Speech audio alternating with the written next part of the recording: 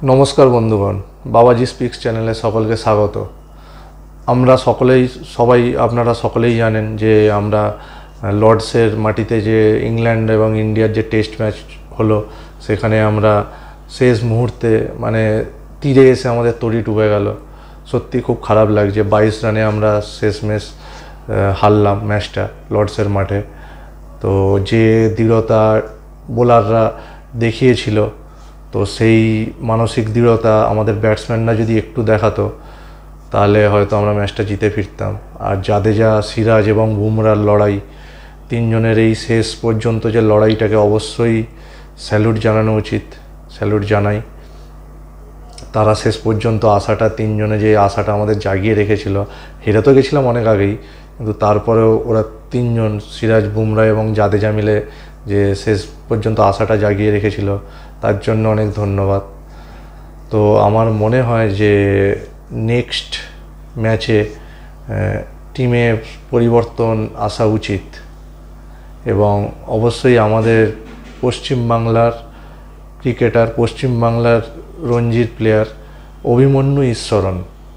অভিমন্যু ঈশ্বরণকে কিন্তু আমার মনে হয় একটা সুযোগ এবার দেওয়া উচিত।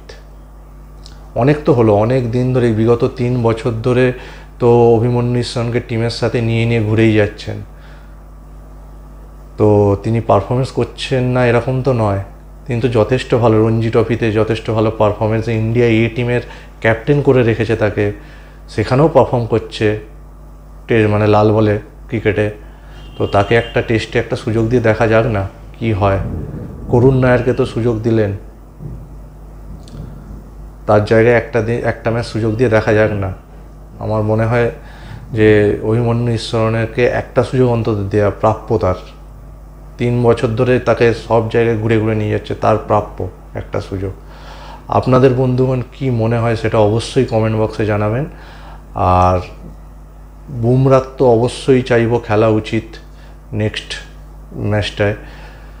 তো বন্ধুগণ, আপনারা সকলেই জানাবেন কমেন্ট বক্সে যে ম্যানচেস্টারে যে চতুর্থ টেস্ট ম্যাচে ভারতের প্রথম একাদশ কী হওয়া উচিত। তো আমার তো মনে হয় করুণ নায়ারের পরিবর্তে অভিমন্যু ঈশ্বরণকে নিয়ে আসা উচিত।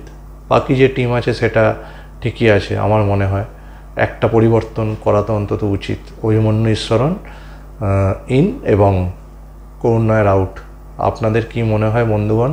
অবশ্যই কমেন্ট বক্সে জানাবেন ভারতের প্রথম একাদশ কী হওয়া উচিত চতুর্থ টেস্ট ম্যাচে। ধন্যবাদ, ভালো থাকবেন।